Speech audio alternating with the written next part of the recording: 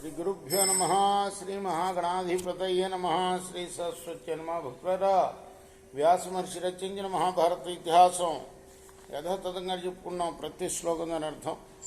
ఇందులో భాగంగా నేటి వరకు ఆది సభ, అరణ్య, విరాట, ఉద్యోగ, భీష్మ, ద్రోణ, కర్ణ, శల్య, సౌప్తిక పర్వాలనే 10 పర్వాలు పూర్తి చేసాం. 11వదైన స్త్రీ పర్వంలో 18వ అధ్యాయం వరకు చెప్పుకున్నాం.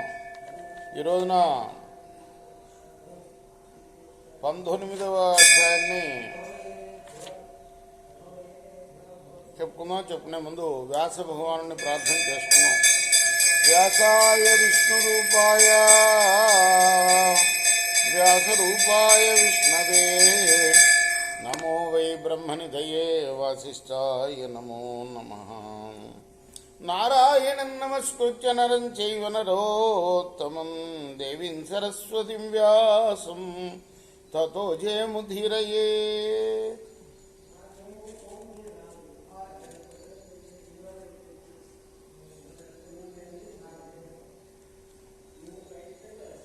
నారాయణం నమస్కృత్య నరం చైవ నరోత్తమం దేవీం సరస్వతిం వ్యాసం తతో జయముదీరయే.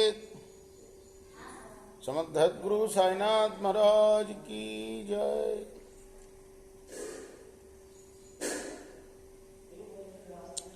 गांधार्युवाच एष माधव पुत्रो मे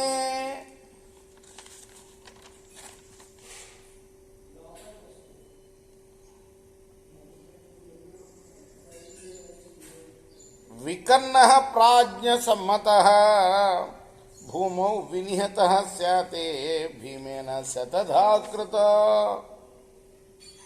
గాంధారి చెప్తుంది, కృష్ణ, పెద్దలు మెచ్చుకునే ఈ నా కుమారుడు వికర్ణుణ్ణి భీముడు 100 ముక్కలు చేశాడయ్యా. చచ్చి నేల మీద పడున్నాడు. చూడు ఒకసారి. గజమధ్యేహత శాతే వికర్ణో మధుసూదన నేలమేఘ పరిక్షిప్త శరదేన నిశాకరః. వికర్ణుడు చనిపోయాడు. శరత్కాలంలో నీల మేఘాల మధ్య ఉన్న చంద్రుడిలాగా ఏనుగుల మధ్య పడుకొని ఉన్నాడు. అస్య చాపగృహేణైవ పాణి కృతజినో మహాన్ కదంతి చిచ్యతే గృద్రై అత్తు కాలమై తరత్రవాన్. విల్లును చేతిలో పట్టుకుని ఈ వికర్ణుడి యొక్క చేతిపైన పెద్ద కాయ కాచి ఉన్న చూడు, దానిపై చేతి తొడుగును ధరించున్నాడు. గద్దలు దాన్ని తినాలని ఇష్టపడుతున్నాయి. అస్య భార్యామిష ప్రేప్సున్ రుద్రకాకాం తపస్విని వారయచ్చని శంబాల నచశగ్నోతి మాధవ. ఓ మాధవ, తపస్విని అయిన ఈ అమ్మాయి వికర్ణుని భార్య. తన భర్త యొక్క మాంసాన్ని తింటున్న గద్దల్ని, కాకుల్ని అదే పనిగా తోలుతూ ఉన్న చూడు. కానీ దానివల్ల కావటం లేదు తోలటం. యువ బృందారక స్వర వికర్ణ పురుష శుభా సుకోషిత సుఖార్కాశ్చాసే పంచుషు మాధవ కర్ణి నారీకనారాచై భిన్న మర్మాణమాహవే అద్యాపిన జహాత్యేన లక్ష్మీ భరత సత్తమా ఏష సంగ్రామ సూర్యేణ ప్రతిజ్ఞాం పాలయిష్యత దుర్ముఖో అభిముఖ శాతే హతో అరిగణహారణే తస్య తైద్వదనం కృష్ణయే కృష్ణ స్వపదయే అర్ధభక్షితం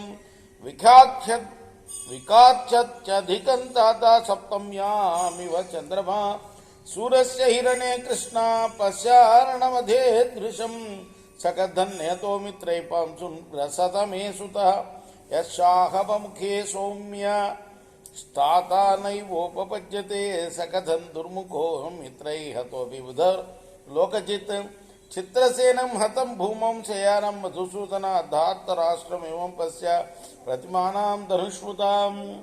ఓ పురుషోత్తమ, ఓ మాధవ, ఈ వికర్ణుడు ఎంతో సుఖంగా జీవించినవాడు, జీవింప తగినవాడు ఇప్పుడు దుమ్ములో పడి ఉన్నాడు చూడు. మర్మస్థానాల్ని బాణాలు ఛేదించి ఉన్నాయ్యా. అయినప్పటికీ ముఖం కళ తప్పలేదు చూడు. భీమసేనుడి చేత చంపబడి రణభూమిలో వెల్లికిలా పడుకునున్నాడు. క్రూర జంతువులు ఈ దుర్ముఖుడి యొక్క ముఖాన్ని సగం తినేశాయి. అయినా సప్తమి నాటి చంద్రుడిలాగా ఎంతో ప్రకాశిస్తూ ఉన్నాడు. రణభూమిలో ఇతరికి ఎదురు నిలవగలవాడు లేడు. దేవలోకాన్ని అయినా కూడా గెలవగలిగిన సమర్థుడు. అటువంటి ఇతన్ని శత్రువులు ఎలా చంపగలిగారు అర్థం కావట్లేదు. ఓ మధుసూదన, విలుకాండ్రకి ఆదర్శమైన మరొక నా కుమారుడు చిత్రసేనుణ్ణి చూడు, ఇక్కడ ఉన్నాడు.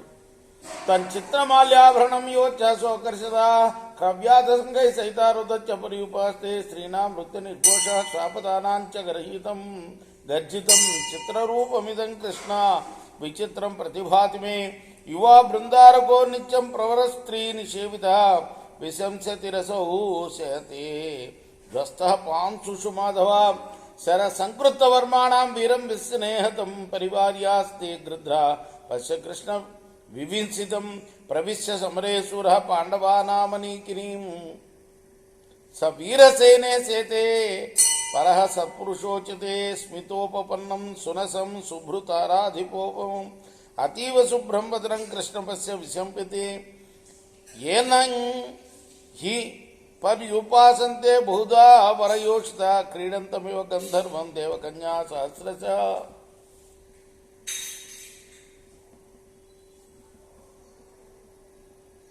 ఎన్నో చిత్రమైన ఆభరణాలు మాలలు ధరించిన ఈ చిత్రసేనుణ్ణి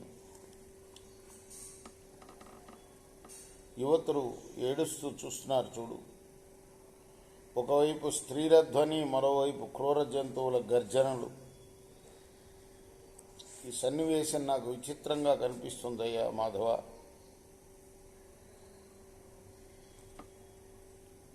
ఇంకో కుమారుడు ఇక్కడ వివింసితి ఉన్నాడు.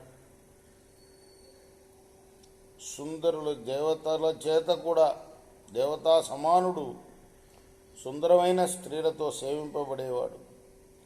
అటువంటి ఇతడు శిథిలమై ధూళిలో పడుకొని ఉన్నాడు. ఇతని కవచాన్ని బాణాలు బద్దలు చేశాయి. గద్దులన్నీ కూడా నాలుగు వైపులా చుట్టుముట్టున్నాయి. ఈ మేటి వీరుడు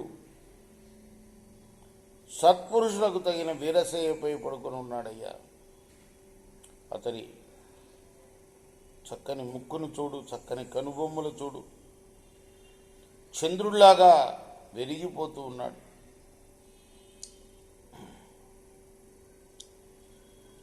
గంధర్వుల్ని వేల కొలది దేవకన్యలు సేవించినట్లు ఎందరో ఇతన్ని అనేక విధాలుగా సేవిస్తూ ఉన్నారు.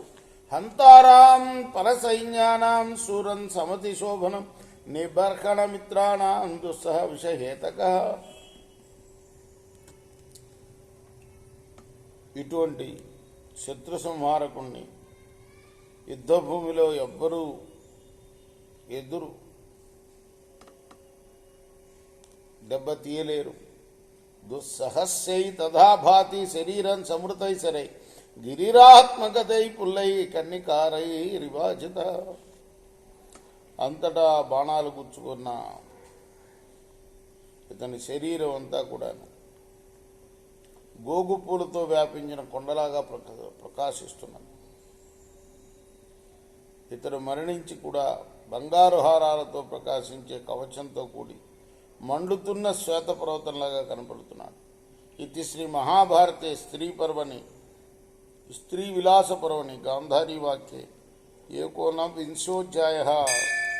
ది వ్యాస మహర్షి రచించిన మహాభారత ఇతిహాసంలోని స్త్రీ పర్వంలోని 19వ అధ్యాయం, రేపు 20వ అధ్యాయం చెప్పుకున్నాం. కృష్ణార్పణమస్తు. సాయి కృష్ణార్పణం. స్వస్తి ప్రజాభ్య పరిపాలయంతాం న్యాయన మార్గేణ మహిమహీషా. గోబ్రాహ్మణేభ్య శుభమస్తు నిత్యం. లోకా సమస్తా సుఖినో భవంతు. కృష్ణార్పణమస్తు. సాయి కృష్ణ.